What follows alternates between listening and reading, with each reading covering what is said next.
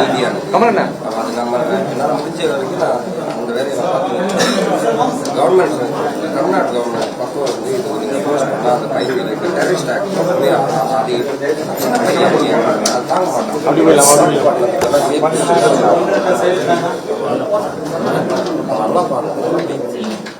மட்டும் கொஞ்சம் அதான். அப்புறம் இன்னொரு இன்விடேஷன் வந்து வர ஆகஸ்ட் மாதம் நம்ம வணக்கம் சென்னை ஒரு பெரிய ஷோ நடத்த போகிறோம். வணக்கம் இது வந்து ஒரு இபியோட தொடர்பு. முதல் ஷோ பெங்களூர்ல பெரிய ரீதியில் நம்ம முடிச்சாச்சு. அதுக்கு வந்து கர்நாடகா கவர்மெண்ட் தான் ஹெல்ப் பண்ணாங்க. நம்ம இவர் டிகே சிவகுமார் சாரோட சார்பில் தான் அந்த ஷோ நடந்துச்சு. அப்போ நம்ம ஆகஸ்ட் மாதத்தில் பெரிய ஒரு ஷோ நடத்த போகுது. இது உங்களுக்கான பைசாலாம் அவங்க இன்வைட் பண்ணுறவங்க தெரியும். நீங்கள் ரொம்ப பிஸியாக இருப்பீங்க. ஆனால் நீங்கள் எல்லாருமே இருந்தால் நல்லா இருக்கு. டேட் இன்னும் ஃபிக்ஸ் ஆகல. ஆனால் ஆகஸ்ட் மாதத்தில் YMCA நடத்துறது தான் பிளான். அதான் அப்படியே எல்லாரும் பார்த்து அப்படியே சரி சரி ஓகே கண்டிப்பாக கண்டிப்பாக அது நீங்கள் பேசினா நல்லாயிருக்கும்.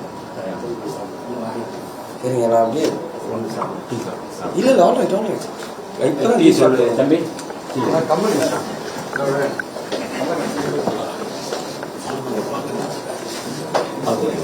ஆமாம்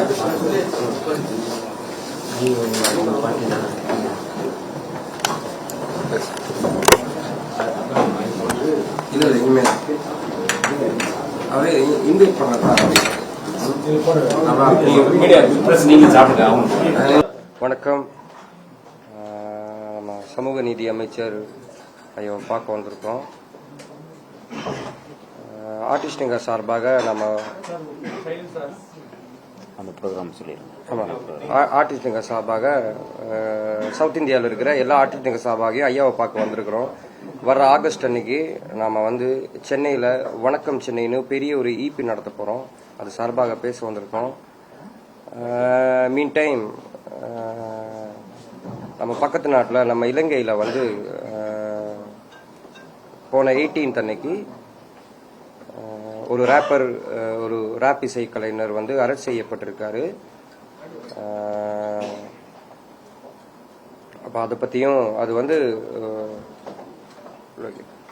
ஆக்சுவலி ரொம்ப மன வருத்தம் உருவாக்குற ஒரு விஷயம். ஒரு சின்ன பையன் பாடுறதுக்காக அரெஸ்ட் பண்ணப்பட்டிருக்கான். அப்போ தமிழ்நாட்டில் அதை பற்றி குரல் கொடுறதுக்காக இப்போ இருக்கிற கொஞ்சம் பேரில் ஐயாவும் ஒருத்தர், அதான் ஐயாவை நேரடியாக அதை பார்த்து பேசலான்னு வந்தேன்.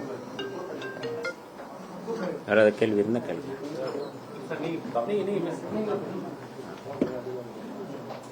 மரியாதைக்குரிய வேடன் உங்களுக்கு எல்லாருக்குமே தெரியும்.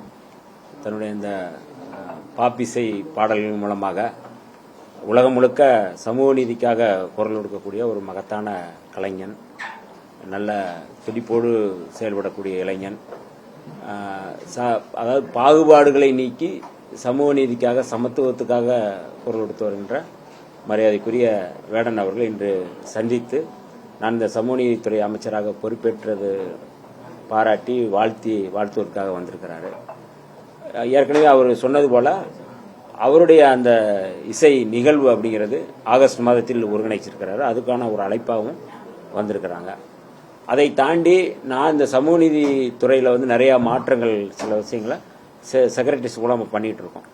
அதுக்கான ஒரு ப்ரொமோஷன் பண்ணுறதுக்காக இல்லை ப்ரொமோட் பண்ணுறதுக்காக எங்கள் துறையில் வந்து ஹாஸ்டல்ஸு இல்லை வந்து இருக்கிற பள்ளிகள், ஆதிரோட நல பள்ளிகள், விடுதிகளை வந்து எப்படி வந்து நாங்கள் வந்து மாணவர்களை வந்து சேர்க்கையில் கூடுதல் படுத்துறது அப்படிங்கிற கவனத்தையும் வந்து நாங்கள் வந்து அதுக்கு வந்து ப்ரொமோட் பண்ணணும் அப்படிங்கிறத வந்து அவர் வந்து பேசியிருக்கிறாரு, சொல்லியிருக்கோம். அதையும் நாங்கள் வந்து செக்ரட்டரியோட பேஸ் பண்ணோம். அது இல்லாமல் தமிழீழத்தில் வந்து இலங்கையில் வந்து ஒரு பாப்பிசை பாடகர் சங்கீதன் அவர் பேர். கடந்த காலங்களில் அங்கே இருக்கிற இளைஞர்களை நல்வழிப்படுத்துவதற்கு, அவர்களை உத்வேகப்படுத்துவதற்கு எழுச்சி பாடல்களை பாடி வருகிறவர். அவருடைய அந்த பாடல் பாடியதற்காக திருவிழாக்களில் பாடுறது இல்லைன்னா பொது நிகழ்வுகளில் பாடுறதுக்காக அவரை வந்து ஒரு தேசிய அதாவது பயங்கரவாத தடுப்பு சட்டத்தின் மூலமாக அவரை கைது செய்திருப்பது என்பது ஏற்றுக்கொள்ள முடியாது. அந்த கைது நடவடிக்கையை வந்து அதிலிருந்து அவர் விடுதலை செய்ய வேண்டும் என்கிற கோரிக்கையும் வந்து வச்சிருக்கிறாங்க. நாங்களும் வந்து அதனுடைய கோரிக்கையை வச்சுக்கிறோம். அவரை விடுதலை செய்ய வேண்டும், அந்த சட்டத்தை நீக்க வேண்டும். ஏன்னா இன்னைக்கு இருக்கிற அந்த அரசு அனுரகுமார திசநாயகா தலைமையிலான இடதுசாரி அரசு முழுமையாக சமத்துவத்துக்காக இருக்கும் அப்படின்னு சொல்லி அறிவிச்சிருக்கிறாங்க. ஆக இந்த சூழல்ல இந்த மாதிரியான நடவடிக்கை என்பது இளைஞர்களை அல்லது போராடக்கூடியவர்களை அல்லது அந்த உணர்வாளர்களை அச்சுறுத்துகின்ற ஒரு அரச பயங்கரவாத நடவடிக்கையாக தான் நாங்கள் வந்து பார்க்குறோம். அதனால கைது செய்யப்பட்டிருக்கின்ற யாழ் மண்ணில் கைது செய்யப்பட்டு அங்கு சிறைப்படுத்தப்பட்டிருக்கின்ற தம்பி சங்கீதன் அவர்களை விடுதலை செய்ய வேண்டும் என்று நாங்கள் கோரிக்கை வைக்கின்றோம். ஒரே ரீதியில் நீங்கள் பல்வேறு மாற்றங்கள் எடுத்துருக்கீங்க. நீண்ட ஆண்டுகளாக பேருந்து இல்லாத பெரிய மாற்றமாக பார்க்கப்படுது, பாராட்டப்படுகிறது. இப்போ தொடர்ந்து ஆணவ கொலைகள் அதிகரிச்சுட்டே வருது. தனிச்சட்டம் இயற்றுகின்ற கோரிக்கை தொடர்ந்து நீண்ட காலமாக வைக்கப்பட்டிருக்கு. பட்ஜெட் கூட்டத்தொடர் வரப்போகுது. கூட்டத்தொடரில் அது சம்பந்தமாக நம்ம பில் எதுவும் பாஸ் பண்ணுறதுக்கான வாய்ப்பு இருக்கா? ஒரே ரீதியில் நம்ம என்ன பண்ண போகிறோம்? கட்டாயம் நான் வந்து ஏற்கனவே வந்து முதல்வர் அதாவது இந்த அரசு மீதான நம்பிக்கை கோரும் தீர்மானத்தின் அடிப்படையில் சட்டப்பேரவையில் பேசும்பொழுது இதுதான் என்னுடைய முதன்மையான கோரிக்கையாக இருந்தது. வந்து ஆணவ படுகொலைகளை தடுத்து நிறுத்துவதற்கான தனிச்சட்டம். இது புரட்சியாளர் அம்பேத்கருடைய மிக முக்கியமான கோட்பாடுகளில் ஒன்று. இந்த அகமணமுறை புறமணமுறை அப்படிங்கிறத அவர் வந்து பேசியிருக்கிறார். அப்ப இந்த சமூகத்தில் சமூக நீதிக்காக போராடக்கூடியவர்கள், சமத்துவத்துக்காக போராடக்கூடியவர்கள், இந்த சமூக ஒற்றுமைக்காக போராடக்கூடியவர்கள், சமூக நல்லிணக்கத்திற்காக பாராட்டக்கூடியவர்கள் விரும்புகின்ற மாற்றம் என்பது இந்த மாற்றம் தான். அப்ப அதற்கு முதன்மையான தேவை வந்து இம்மாதிரியான ஆணவ படுகொலைகளை தடுத்து நிறுத்த வேண்டும். அப்ப ஆணவ படுகொலைகளை தடுத்து நிறுத்துவதற்கு தனிச்சட்டம் வேண்டும் என்பதில் யாருக்கும் மாற்று கருத்து இருக்க முடியாது. இந்த கூட்டத்தொடரில் இது குறித்து வந்து கட்டாயம் நான் வந்து நம்முடைய கவர்மெண்ட் இந்த அரசு என்பது நம்முடைய முதல்வர் மாண்புமிகு ஜோசப் விஜய் அவர்கள் இது குறித்து வந்து மிகுந்த அக்கறையோடு வந்து கவனிக்கிறாங்க, பேசுறாங்க. அதனால இந்த மனைப்பட்டா என்பது எங்களுடைய இலக்காக இருக்கும். இந்த 5 ஆண்டுகள்ல தமிழ்நாட்டில் நீங்க சொன்ன சுடுகாட்டு பிரச்சனை, இந்த மனைப்பட்டா பிரச்சனை நாங்கள் முதன்மையாக எடுத்து இதில் வந்து செயல்படுவோம். அதில் எந்த மாற்று கருத்தும் இல்லை. சாதிவாரி கணக்கெடுப்பு தொடர்பாக அமைச்சரவை கூட்டத்தில் நீங்க பேசுறதா சொல்லப்பட்டுச்சு. இன்னைக்கு பாமகவுடைய தலைவர் முதலமைச்சரை சந்திச்சிருக்கிறாரு. அது சரியான நடைமுறை தானா? அதை விடுதலை சிறுத்தைகள் எப்படி பார்க்குறது? ஒரு அமைச்சராக இருந்து நீங்க எப்படி இல்லை, சாதிவாரி கணக்கெடுப்பு என்பது எங்களுடைய நீண்டகால கோரிக்கை தான். அதில் எந்த மாற்று கருத்தும் இல்லை. ஏன்னா அதில் தான் வந்து இந்த சமூக பொருளாதாரத்தை வந்து நம்ம வந்து சரியாக கண்டறிய முடியும். அது அப்படிப்பட்ட ஒரு சூழலில் சாதிவாரி கணக்கெடுப்பு நடத்த வேண்டும் என்பதில் எங்களுக்கு மாற்று கருத்தும் இல்லை. இதற்கு முன்னதாக எங்களுடைய துறை சார்பாக, ஆதிரோட நலத்துறை சார்பாகவே பழங்குடி மக்களுடைய இந்த சோசியோ எக்கனாமிக் சர்வே எடுக்கப்பட்டிருக்கு. அதான் சமூக பொருளாதார கணக்கெடுப்பு எடுக்கப்பட்டிருக்கு.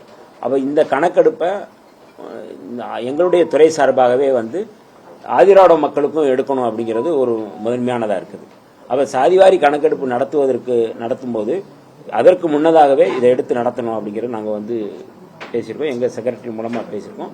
அப்போ அதை நோக்கி நாங்கள் வந்து இதை முன்னெடுப்போம். 2 பெரும் சமூகத்தை வந்து நம்ம எடுத்துட்டோம்னா மற்றதெல்லாம் எளிதாக இருக்கும் அப்படிங்கிற அடிப்படையில் முதன்மையான கோரிக்கையாக நம்ம வந்து வைக்கிறோம். முதல்வர்கிட்ட நாங்கள் இதை கோரிக்கையாக வைக்கிறோம். ஆதிரோட நலத்துறை சார்பாக ஏற்கனவே பழங்குடி மக்களுக்கு எடுக்கப்பட்டிருக்கிறது. 2 ஆண்டுகளாக இதை முழுமையாக முயற்சி செய்து முழுமையாக எடுத்து வைக்கப்பட்டிருக்கு. அதே போல வந்து ஆதிரோட நலத்துறை சார்பாக ஆதிரோட மக்களுக்கு நாங்கள் எடுக்க முயற்சி செய்வோம். அதுக்கான கோரிக்கையும் நாங்கள் வச்சிருக்கோம். முதல்வர்கிட்ட நாங்கள் கோரிக்கை வைக்கிறோம். நன்றி. நன்றி, மகிழ்ச்சி.